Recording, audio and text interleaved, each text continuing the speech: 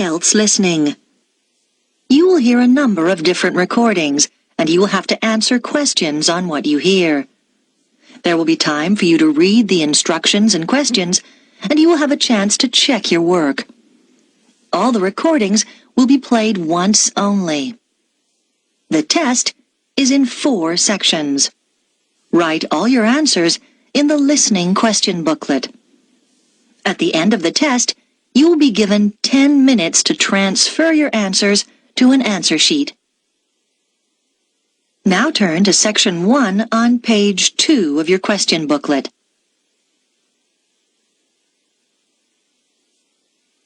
Section 1. You will hear a student from overseas phoning the student accommodation office of a college in the UK for some information. First, you have some time to look at questions 1 to 4 on page 2.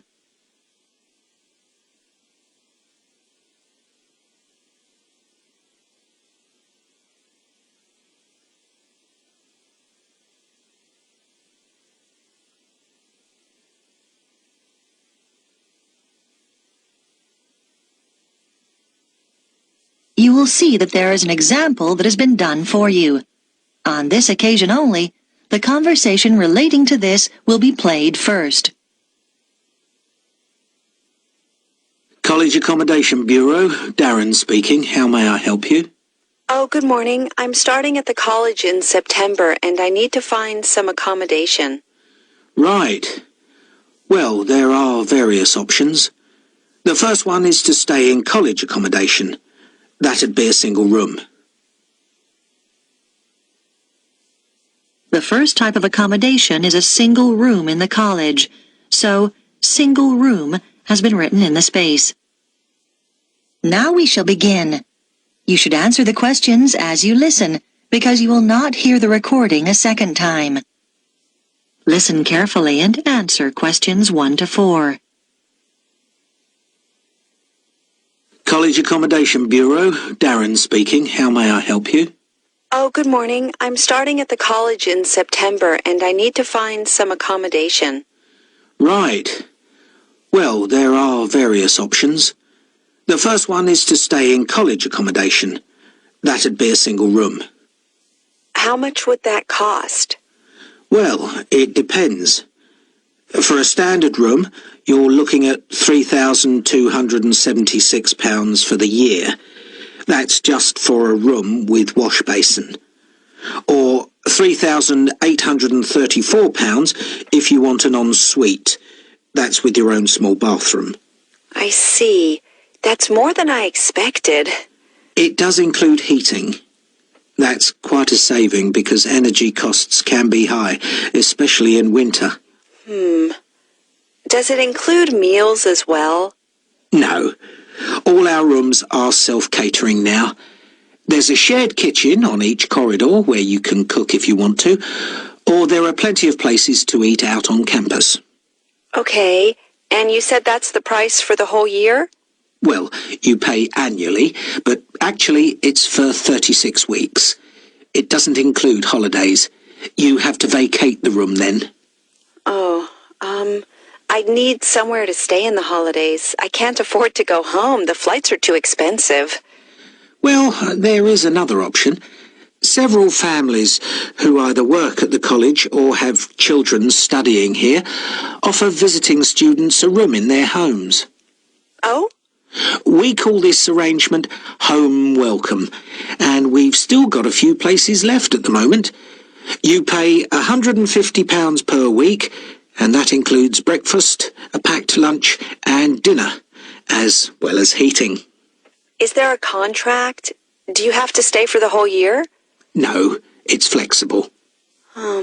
It sounds really good, but I'm not sure. I really want to be a little more independent. Before you hear the rest of the conversation, you have some time to look at questions 5 to 10 on page 2.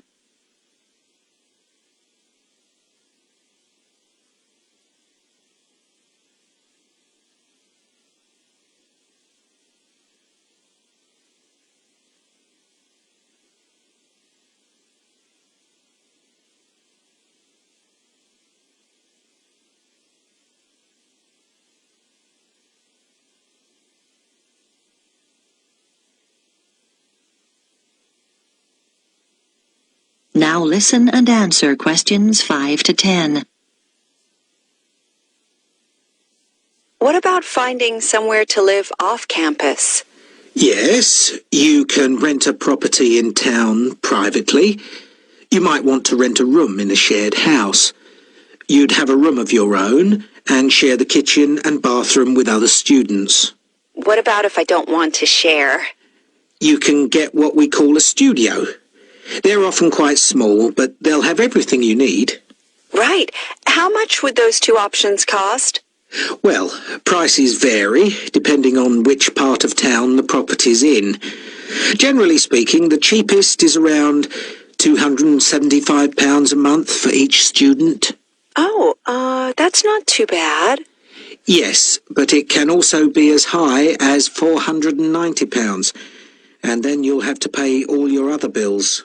What sort of amount would I be looking at for those?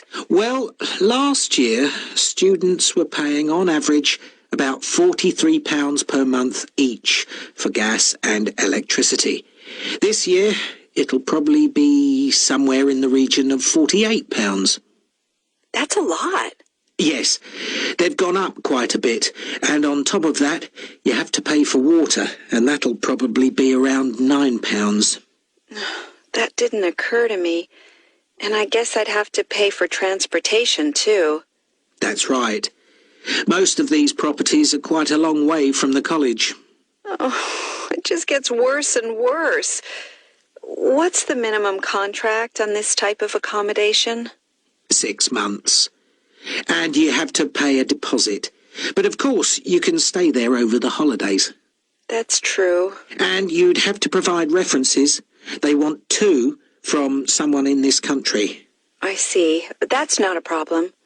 If you do choose this option, we can't find the property for you. You'd have to go through the estate agent which manages the property for the owner. Right.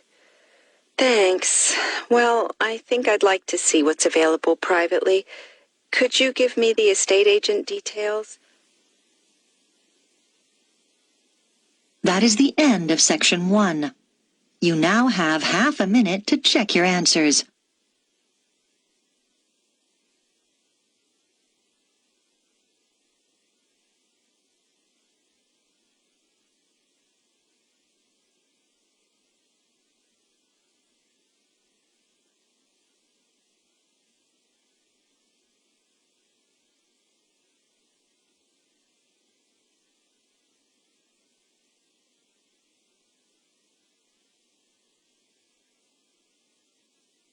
Now turn to Section 2 on page 3.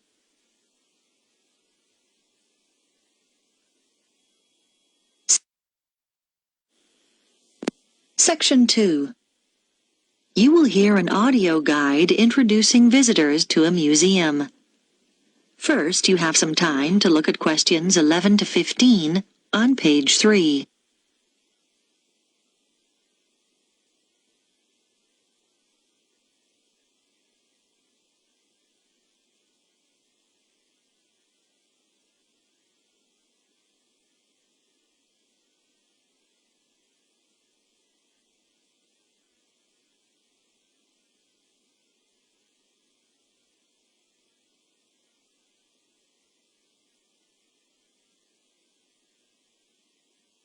Now listen carefully and answer questions 11 to 15. Welcome to the Global Museum, located at the heart of this truly multicultural city, which is home to more than 60 different nationalities. The museum has a number of exciting displays and exhibitions, and this audio guide is designed to help you make the most of your visit. Altogether, the museum has 18 different galleries, and this season sees the opening of 3 new exhibitions. We recommend that you begin your tour by visiting this season's highlights. The Heritage Clothes exhibition is located in Gallery 5 of the museum. People who live in the area have spent 2 years preparing this exhibition, which brings together some of the fascinating garments traditionally worn in their own communities. They research the history of their community's clothing traditions and the customs and rituals associated with them. Altogether, 16 countries are represented, from Ghana to Korea, from Turkey to Nepal. The photographs that accompany each display case were taken by some of the City College students who are studying design and show the clothes being modelled by the real people who wear them in the course of their everyday lives. Another highlight this season is the exhibition called Toys from the Past, which can be found in Gallery 9. This exhibition, which will appeal to people of all ages, is on tour throughout the country and will be here for 10 weeks only. The exhibits include dolls made over 100 years ago with beautiful porcelain faces and, in some cases, real hair.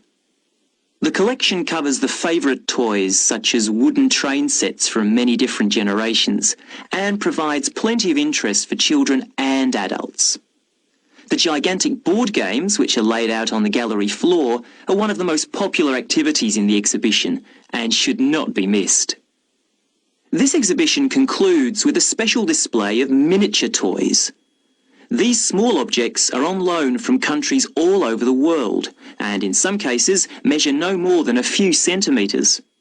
There's a tiny car made from matchsticks, a toy aeroplane complete with pilot and passengers made out of seashells, and some exquisite little buildings no higher than 4 centimetres.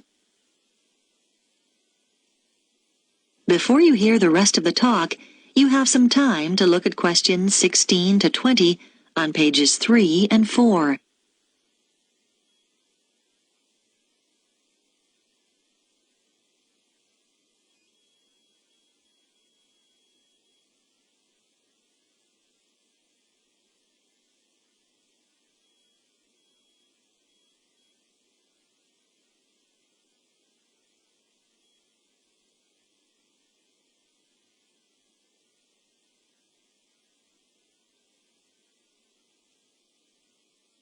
Now listen and answer questions 16 to 20.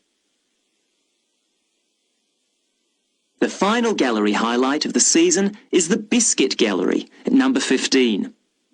Many years ago, this city was famous for its biscuits, although today the factory no longer exists. Did you know, for example, that before biscuits were packed in paper or cardboard boxes, biscuit tins were fashion items? The factory made tins, round, square, triangular, hexagonal, for a whole range of different occasions, to celebrate national events, festivals, famous faces and so on. One fascinating display deals with people's favourite biscuits. There are sweet biscuits and savoury ones, biscuits filled with jam and biscuits filled with currants, biscuits with pink, yellow and white sugar icing, or coloured sugar flowers. When the factory finally closed, it announced that people's favourite biscuit was not, as you might expect, a chocolate biscuit or one filled with jam and cream, but a plain, savoury one which was eaten with cheese. When you get to the end of the exhibition, there's an entertaining hands-on activity to fill your own biscuit tin. All the biscuits ever produced by the company are piled up on a table along with various tins. The biscuits are made out of thin pieces of wood, but the weight, colours and shapes replicate the original biscuits. Your job is to fill a tin with biscuits so that when the lid is taken off, they sit there as neatly as they did when the job was done by machine. It's not as easy as it looks. If you would like to buy a memento of your visit, there is a museum gift shop selling postcards, souvenirs and handmade pottery next to the information desk on the ground floor. And finally, if you don't want to carry your coats and bags around with you during your visit, please make use of the free lockers provided by the museum. Enjoy your visit. That is the end of section 2. You now have half a minute to check your answers.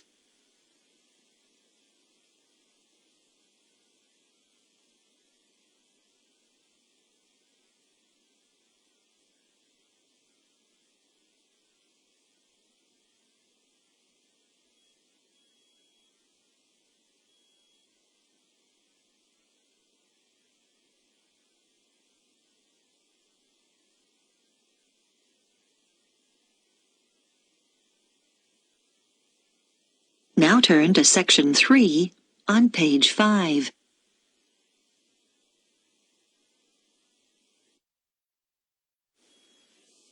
Section 3. You will hear a discussion between a student called Helen and her tutor about an assignment that Helen is working on. First, you have some time to look at questions 21 to 24 on page 5.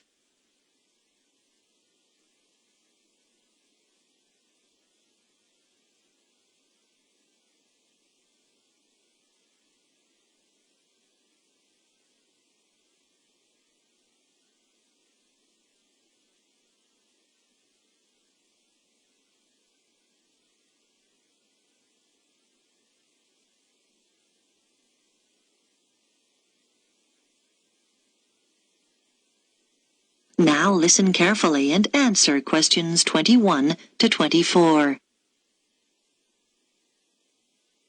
Come in, Helen. How can I help you? Well, I'm doing research for the anthropology assignment, and I was hoping to check a few details. Sure. You chose the topic of Pacific Island tapa cloth, didn't you? What have you found out so far? Well, I was going to introduce my assignment by saying that the tapa cloth is a fabric made from bark, just the outer layer of the trees. It's particularly common in the Pacific Islands, but not exclusive to them.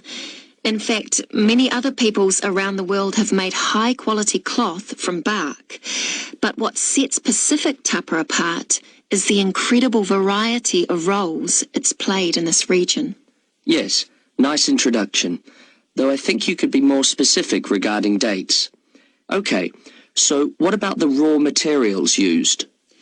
Well, tapa cloth is made from several species of tree. In the Pacific, the paper mulberry tree is most common, but it doesn't thrive in all conditions. In fact, it wasn't originally found in the islands, but was carried in their canoes by the first migrants. Tapa is also made from the breadfruit tree, which is convenient because its fruit is a staple food. The paper mulberry tree is only grown for tapa making, though. Yes, that's good. Now, what about the Maori people here in New Zealand? But the Māori don't make tapa now. That's right, and you need to account for it.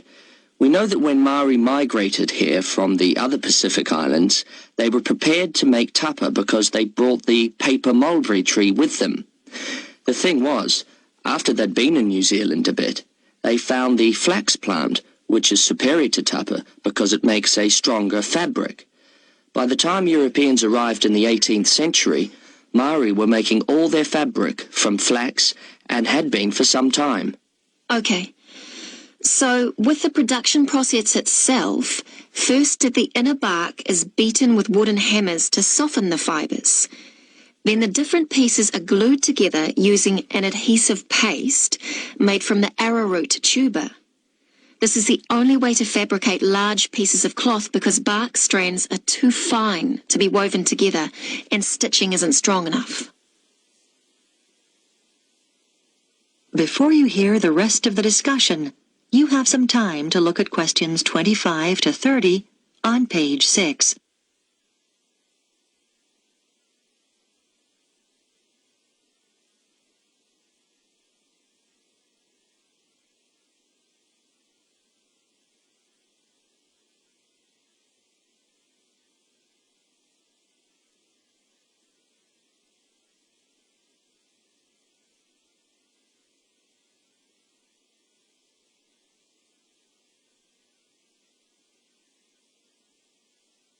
Now listen and answer questions 25 to 30.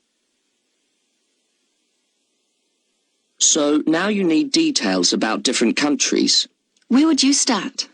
I think Samoa is the obvious place.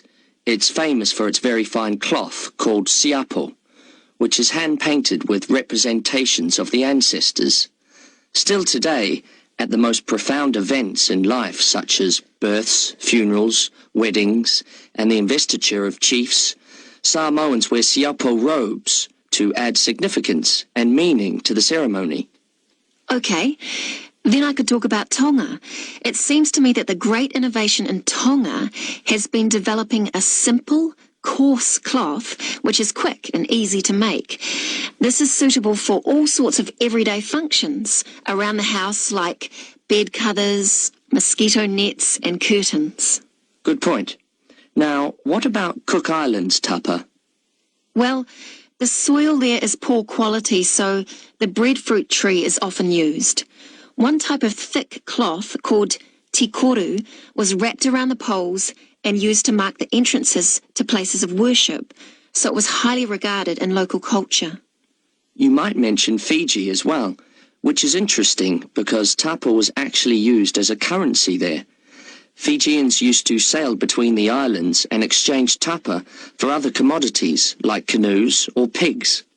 I know that in Tahiti the tapa cloth is different because the patterns are in colour, which is considered more valuable than the usual brown patterns. You're right about the Tahitians using coloured pigments, but they aren't more valuable. The colours are only a decoration. People enjoy wearing bright robes, especially for dancing and competitive games, and do it just for fun. Oh, I'll make a note of that. Well, the last place I was going to mention was Tikopia. Even today it's commonplace to see people wearing clothes made of tapa cloth. In many of the other islands, the tapa only comes out on special occasions. But here, you see people working in the gardens wearing tapa. Sounds promising, Helen. I'll look forward to reading your assignment. That is the end of Section 3.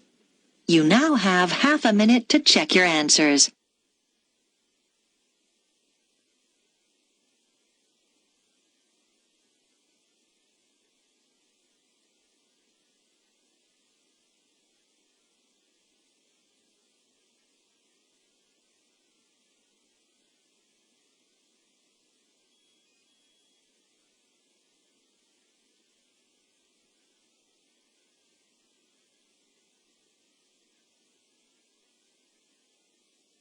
Now turn to Section 4 on page 7.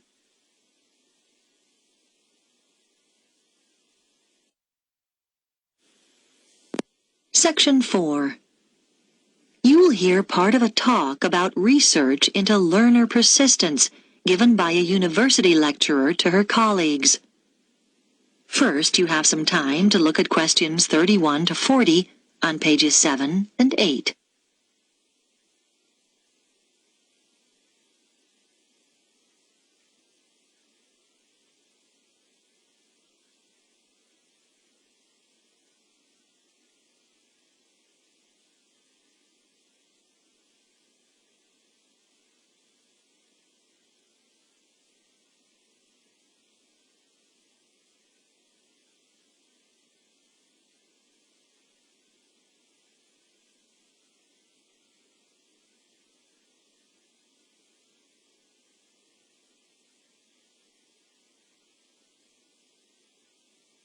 Now listen carefully and answer questions 31 to 40. My talk is about a research study I did over a period of 5 years on learner persistence, why some people stick at academic study better than others. As teachers, you will know that there is a tremendous variation in the learner's response to certain things. For example, a short period of illness might completely destabilize some students and cause them to give up their degree studies. Other learners might overcome tremendous difficulties to stay the course. I am particularly interested in this second group, who are the ones with learner persistence. What I decided to do was design a research study using a sample of my university's third-year undergraduate students, 295 in all, who obviously had already stayed the course pretty well. The sample was drawn from a range of ages, but there was deliberately a significant number of mature students, and all respondents were living at home in the local region. I wanted to have this element of consistency, not having some coming from outside the area and living in university accommodation. It should be noted, though, that there was significant variation in home background to reflect the variation in our student population. I designed questionnaires which were devised to elicit what their concerns had been as they started the course, and what had sustained them throughout the 3 years. Findings from the first section indicated that their worries when they started varied from financial concerns, though this had not been as strong as I expected, to career prospects. But mature students with children tended to emphasize uncertainties about their relationship with them.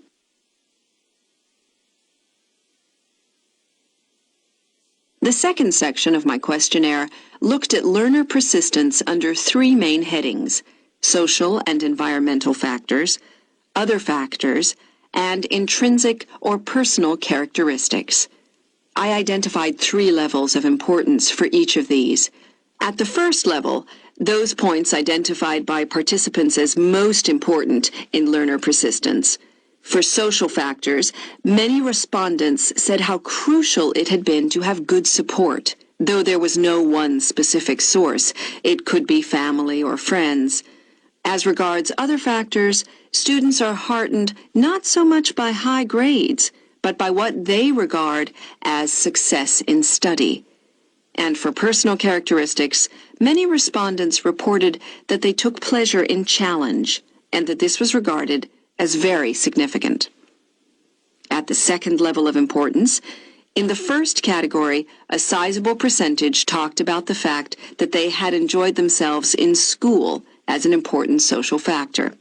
In the second column, other factors, a number of people said that what was of most importance was decent health. This had a fairly strong influence on their persistence in their studies.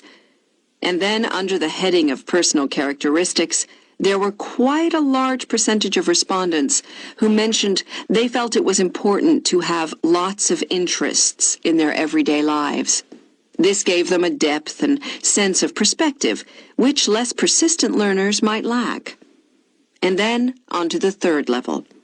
Under social factors, several respondents talked about good relationships with their tutors.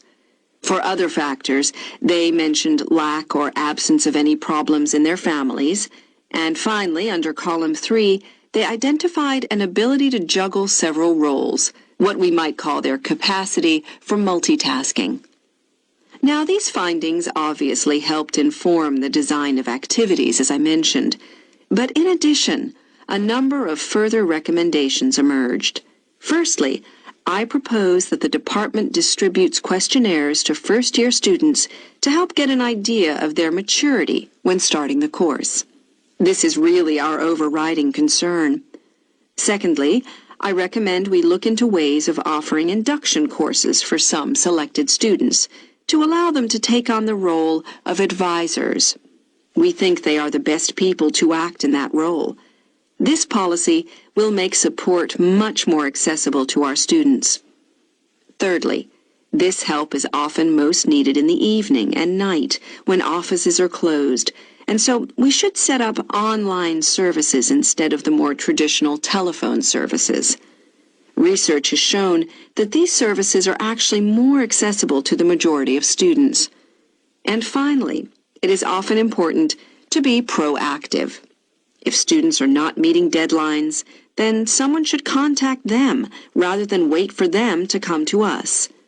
Now, are there any questions about the points? That is the end of section 4. You now have half a minute to check your answers.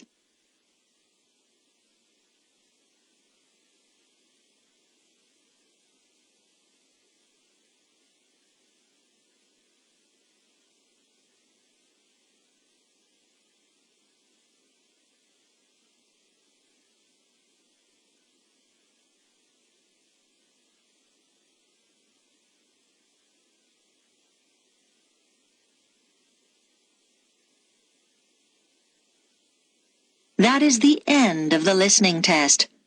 You now have 10 minutes to transfer your answers to the listening answer sheet.